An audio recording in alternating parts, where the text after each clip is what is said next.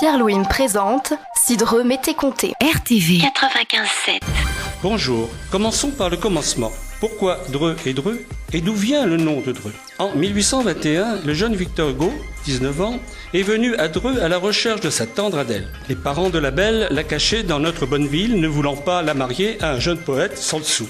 Avant de retrouver Adèle, Victor fait un peu de tourisme dans Dreux et écrit à son ami Alfred de Musset, alors militaire à Rouen. Mon cher Alfred, il n'y a aucun monument druidique. Dreux a donné son nom aux druides et ils ne lui ont pas laissé de vestiges. J'en suis fâché pour eux, pour la ville et pour moi.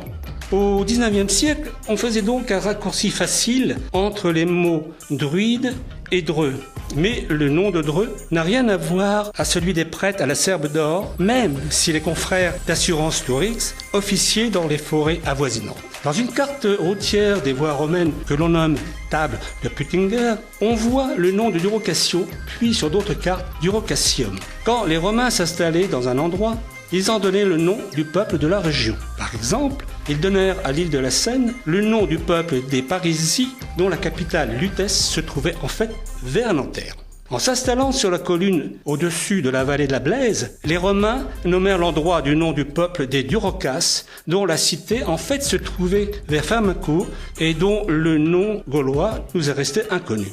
Les Durocasses, en devenant gallo-romains, se déplacèrent peu à peu à l'emplacement de la ville actuelle. Le nom de la ville, au fil des siècles, se transforma et se déforma. Après les grandes invasions, les Francs francisèrent le nom de Durocassio en Dreux, comme Évreux, Bayeux, Villemeux, etc.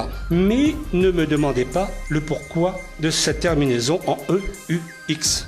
Si vous avez une idée, dites-le à RTV. Le nom de notre ville se stabilisa en Dreux après l'an 1000, au moment où les rois de France, ou plutôt les rois des Francs, devinrent peu à peu les rois de France.